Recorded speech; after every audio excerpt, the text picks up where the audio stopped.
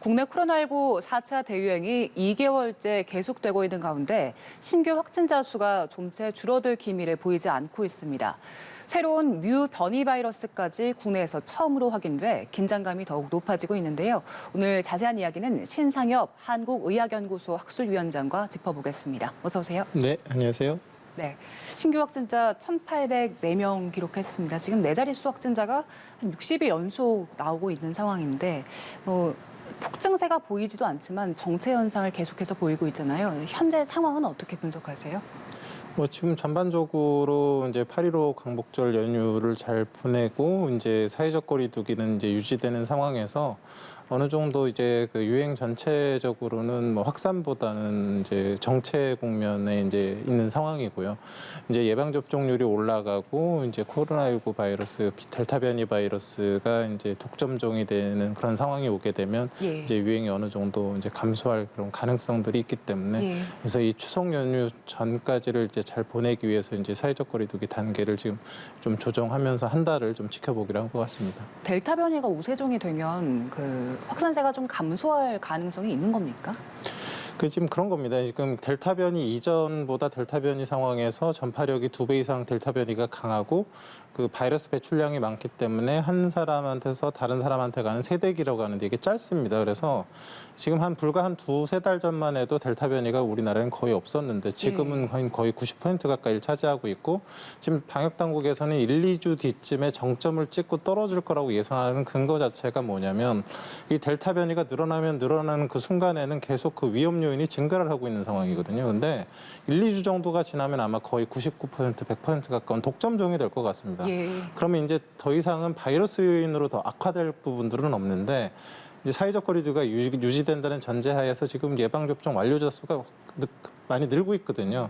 그렇다 그러면 더 이상의 악화 요인이 없는 상황에서 통제 요인이 이제 늘어나는 상황이니까 그 1-2주 뒤가 돼서 바이러스가 독점종이 되고 우리가 예방접종 완료자가 늘어나게 되면 점차 유행이 이제 감소하고 통제될 것이다라고 지금 예측을 하고 있는 거죠. 그래서 이번 주 중순 이내로 1-2주 이내로 어느 정도 정점을 찍을 것이다라는 그런 예측이 그렇게 나온 겁니다. 방역 당국에서 2,300명 정도 정점을 찍고 이후에는 지속적으로 감소할 것이다. 이런 관측을 내놓은 게 그런 배경에 있는 거군요. 예, 알겠습니다. 변이 바이러스 얘기를 하고 있지만 지금 최근 뮤 변이 바이러스가 국내에서도 확인이 됐습니다. 국내 발생은 아니지만 해외에서 유입이 됐잖아요. 근데 지금 콜롬비아 경우를 보면 뮤 변이가 전체 확진자의 한 39% 정도를 차지하고 있습니다. 이 변이 바이러스의 위험성이나 전파력은 어느 정도로 볼 수 있습니까? 지금 WHO에서 이제 주요 변이 바이러스를 갖다가 이제 그리스 알파벳, 알파부터 오메가까지 이제 24개가 있는데 이제 각각 이제 이름을 붙여가면서 이제 분류를 하고 있습니다. 근데 얼마 전까지는 이제 11번째 알파벳인 람다 변이까지 이제 나왔었는데 이제 8월 31일에 이제 뮤라고 12번째 이제 그리스 알파벳으로 이름을 붙인 겁니다. 근데 그런 이름을 붙이면서 이제 WHO에서 정말로 문제가 되는 바이러스들은 우려 변이라고 해서 알파, 베타, 감마, 델타 이렇게 4가지를 지금 이제 분류를 해놨고요. 거기에 이제 관심 변이라고 해서 이제 4가지가 있었는데 여기에 관심 변이에 추가를 시켰습니다. 근데 이 추가시키게 된 배경이 이게 이제 이 뮤 바이러스가 발견된 거는 올해 1월에 이제 콜롬비아에서 처음 발견은 됐는데 그 이후로 지금까지 한 39개국에서 나타나고 있거든요. 남미와 이제 유럽 중심으로 나타나고 있는데 지난달에 벨기에에서 한 요양병원에서 백신 접종을 2차까지 완료한 사람들한테서 이 뮤 변이가 이제 유행을 하는 과정에서 7명이 사망을 하는 상황이 발생을 했습니다. 그러니까 예방접종 완료자한테서 사망 환자가 나타났는데 이게 뮤 변이더라라는 거는 혹시나 이 뮤 변이가 기존의 그런 백신들을 회피할 수 있는 그런 능력을 가지고 있을 가능성들을 이제 제기가 되기 때문에 WHO에서 이걸 좀 더 이제 주요 변이로 해서 이제 관심을 두고 앞으로 이제 추적을 하겠다 이런 의미에서 이제 나온 거고요. 그래서 혹시 이게 전파력이 얼마나 강한지 또 이런 진짜 백신 회피 능력이 얼마나 되는지가 이제 앞으로 이제 주요된 연구를 하게 될 것 같습니다. 네, 그럼 이 변이 바이러스도 전파력이나 치명률 같은 거는 앞으로 조금 더 밝혀져야 되는 부분이겠네요. 네, 그렇습니다. 그리고 거리두기 관련해서 이야기를 나눠보겠습니다. 정부가 한 달 더 연장하기로 결정을 내렸는데 여러 가지 측면에서 완화된 부분도 있습니다. 사적 모임 인원도 좀 완화가 됐고 영업시간도 1시간 늘어났잖아요. 일각에서는 이런 완화 조치가 경각심을 좀 떨어뜨릴 수도 있다 이런 우려가 나오던데 어떻게 평가하십니까? 좀 위드 코로나라는 말이 자꾸 언급되는 것 자체가 이제 예. 앞으로 좋아질 건가 보다 하고 해서 이제 경각심을 떨어뜨릴 수 있는 그런 우려가 분명히 있다고는 생각을 합니다. 그런데 이번에 이제 방역 당국이 2주마다 이렇게 끊어가던 걸 이제 한 달 단위로 이제 끊게 된 것이 2주가 되는 시기가 딱 이제 추석이랑 겹치거든요. 예. 그런데 이제 추석 전에 갑자기 뭐 어떤 방역 조치를 갖다 변경을 하게 되면 굉장한 혼란이 있을 수밖에 없고 예. 지금 아직은 델타 변이가 완전 독점적이 되지 않았기 때문에 위험 요소가 남아있는 상태에서 사회적 거리두기 변경을 하기가 어려웠던 부분들이 있거든요. 그렇다고 해서 또 이런 걸 계속 강화하는 과정에서 이 추석 연휴에 또 어르신들을 찾아뵙지 못하고 이런 것들도 역시 문제가 되고 있기 때문에 그 상황에서 이제 절충점을 좀 찾아서 예방 접종 완료자 중심으로 어느 정도 사적 모임이나 어르신들을 만날 수 있는 그런 상황들을 만들어 주면서 네. 또 이 유행을 통제할 수 있는 그런 부분들을 이제 고려해서 좀 길게 이제 이런 사회적 거리두기 단계를 유지했다고 볼 수 있을 것 같습니다. 네. 그러면 지금까지는 당국에서 2주, 3주 단위로 계속해서 연장을 해왔잖아요. 이번에 4주 연장한 게 추석을 고려한 것이지 앞으로 위드 코로나를 감안한 그런 결정은 아닌 건가요? 위드 코로나는 아직 사실 얘기를 하기에는 좀 어려운 그런 상황이고요. 다만 이제 추석 연휴를 이제 중심으로 해서 지금 어찌 보면 이제 접종 완료자 중심의 이제 사적 모임 완화를 뭐 이게 지금 추석 목적이긴 하지만 시행을 하지 않습니까? 그러면 이게 어느 정도 이제 위드 코로나 전에 중요한 정보가 될 수가 있겠죠. 그러니까 사적 모임을 이 정도로 접종 완료자한테 완화를 했을 때에 유행에 큰 영향이 없더라. 이런 것들이 이제 자료가 어느 정도 확보가 된다 그러면 예. 그 다음 단계로 갈 수 있는 그런 어느 정도 중요한 이제 정보를 이제 얻을 수는 있겠지만 예. 그 정보를 위해서 이제 뭐 이렇게 완화를 하거나 뭐 그런 건 아니라고 볼 수 있겠습니다. 일단 위원장께서는 아직은 우리가 위드 코로나를 논하기엔 이르다는 말씀을 주셨지만 일각에서는 또 이번 조치들이 사적 모임 완화라든지 백신 접종 인센티브를 확대한 결정이 위드 코로나의 준비 작업이다 이런 해석들이 나오던데 그럼 이 부분은 어떻게 봐야 될까요? 뭐 위드 코로나의 준비 작업은 사실은 이제 다른 방면으로 좀 해야 됩니다. 예. 이제 과연 어떻게 하면 사망자와 중증 환자를 줄이면서 그러니까 우리의 피해 최소화를 하면서 경제적인 또 영향을 받지 않도록 결국은 그런 위드 코로나라는 게 사회적 거리두기 완화를 전제로 하는 거거든요. 예. 근데 이 사회적 거리두기 완화를 어떻게 이제 잘 이렇게 조율해서 연착륙을 시켜서 우리한테 큰 영향이 없게 만드느냐가 이제 사실은 위드 코로나의 이제 전략인데 지금은 사실 어찌 보면 추석 명절이라는 좀 민족의 대이동 상황에서의 이 방역 통제의 목적과 또 이제 그 어르신들 간의 또 이런 가족 모임도 이제 허용하는 그런 부분에 있어서 이제 다른 목적이 좀 껴있기 때문에 위드 코로나 목적이라고 좀 보기는 어렵겠습니다. 예. 방역 대책을 정할 때 그 여러 가지를 고려하지 않습니까? 뭐 확진자 수도 고려하고 중증 환자나 사망자 수도 고려할 텐데 최근에는 이제 백신 접종 완료한 분들이 늘어나면서 이 부분을 감안해서 좀 결정하는 부분들이 보이잖아요. 근데 일각에서는 이 백신 접종률에 기반해서 완화를 하는 것보다는 조금 더 정교하고 치밀한 결정이 필요하다라는 분석들 나오던데 여기에 대해서는 어떤 의견이십니까?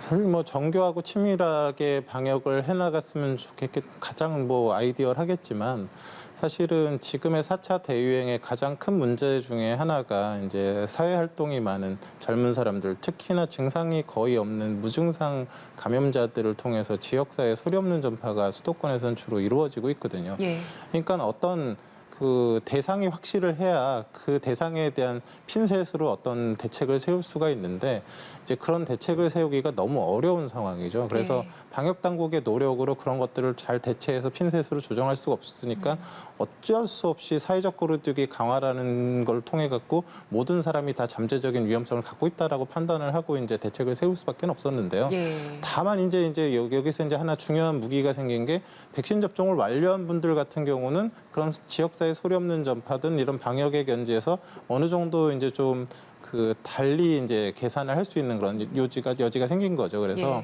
일단 지금 델타 변이 바이러스가 아직은 독점종이 안 됐지만 이제 결국 이제 곧 독점종이 되게 되면 바이러스 요인의 그런 변수가 사라지거든요. 그러면 이 예방 접종 완료자와 사회적 거리두기를 어떻게 어울려서 지금의 이 델타 변이의 독점종을 갖다 대응할 것이냐만 이제 변수가 하나 줄어드는 거기 때문에 앞으로는 조금 더 이제 좀 그 큰 그림에서의 이제 조율이 가능할 것으로 생각이 됩니다. 예. 그리고 이제 추석에 대비해서 대책도 내놨는데 추석 연휴 살펴보니까 올해는 그래도 조금 더 많은 분들이 모일 수 있는 상황인 것 같습니다. 4단계 지역에서도 최대 8명까지 모임이 가능한데 근데 단서가 있습니다. 가정 내에서 모여야지 이게 외부에서는 모일 수가 없는 거잖아요.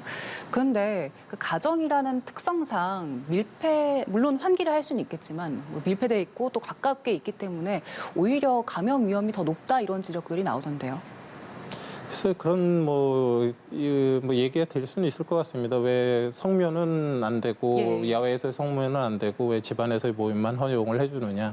사실 이거는 이제 실내, 실외 이런 그런 개념의 문제가 아니고요.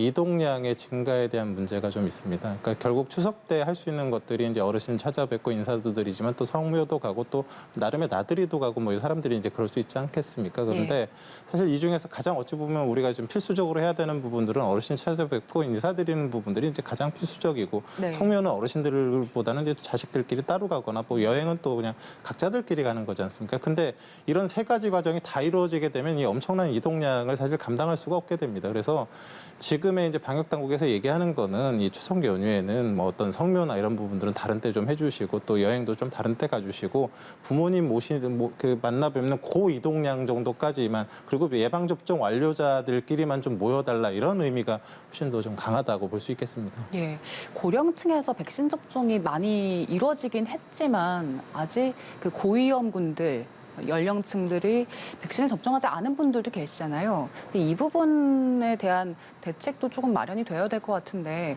이 부분은 그냥 조심하는 방법밖에 없을까요? 일단 지금 그 추석 명절이고 이제 뭐 어르신들을 찾아뵈야 되겠지만 어르신들이 이런저런 이유로 이제 접종을 완료하지 못하신 상황이라 그러면 사실은 좀 방문을 하시는 거를 좀 조심해 주셔야 될 것 같고요. 사실 어르신들 중에 일부는 사실 뭐 이런 백신 접근성이 떨어지는 분들이 있거든요. 뭐 잘 이렇게 접종하러 가시기도 어렵고 또 이런 것들을 판단하시기도 어렵고 그랬을 때 이번 기회에 지금 계속 어르신들 언제든 접종이 가능한 그런 상황이 열려 있기 때문에 그 자녀분들이 좀 챙기셔갖고 완료를 빨리빨리 시키시고 또 안전한 상황에서 이런 모임들을 갖게 이제 만드는 그런 계기가 됐으면 하는 그런 생각도 듭니다. 예. 그리고 접종률과 관련해서도 좀 볼 텐데 지금 18세에서 49세 연령층 접종률을 당국에서는 한 83% 정도가 될 것이다 이렇게 예상을 하고 있습니다. 고령층에 비해서 조금 낮은 수치잖아요. 그 이유에는 어떤 게 있을까요? 글쎄 뭐 아직은 9월 18일 정도까지 이제 계속 예약이 가능하고요. 이게 이제 짧은 기간 동안 예약된 거를 고려한다 그러면 이 접종 그 뭐 예약 수치가 낮은 건 아니라고 생각을 합니다. 다만 이제 젊은층 일각에서는 사실 뭐 이제 걸려도 크게 증상도 없고 또 뭐 혈전증이나 뭐 이런 다른 부작용들도 이제 걱정이 되고 있는 부분들이 있어서 예방 접종을 좀 주저하시는 부분들이 있는 것 같습니다. 근데 뭐 당연히 그럴 수는 있다고 생각을 하는데 실제적으로 이렇게 옆에서 이렇게 지켜보면 젊은 층들도 기저질환이 있거나 이런 분들은 굉장히 심하게 앓고요. 그리고 이런 결국은 지금 대부분 그 유행하고 있는 다른 나라들의 예를 보면 백신 미접종자들을 중심으로 대규모 유행이 지금 계속 전파가 되고 있거든요. 그러면 이 젊은 분들이 접종을 많이 하게 됐을 때 결국 이 나중에 이제 10월, 11월이 지나가게 되면 이제 겨울철이 와서 본격적으로 호기 바이러스가 유행할 때 그런 미접종자인 젊은 층 중심의 또 유행이 계속 진행이 될 수밖에 없고 그럼 그 확진자 수 규모가 계속 유지가 되게 되면 사회적 거리두기를 계속 완화하지 못하고 위드 코로나가 늦어지게 되거든요. 그런 그 피해가 사실 전 국민에게 오게 되는 그런 부분들도 있고 그러거든요. 그래서 사실 뭐 특별한 뭐 이제 걱정이 되는 부분들도 있겠지만 그 가능하면 이제 부모님도 그렇고 본인도 그렇고 이제 그 9월 18일까지는 젊은 층들 언제든 지금 예약이 가능한 상태이기 때문에 좀 적극적으로 그 접종에 임해 주셨으면 좋겠습니다. 네, 9월 18일까지는 접종 예약이 가능하니 많이 참여해달라는 말씀까지 들어봤습니다. 지금까지 신상엽 한국의학연구소 학술위원장과 함께했습니다. 고맙습니다. 네, 고맙습니다.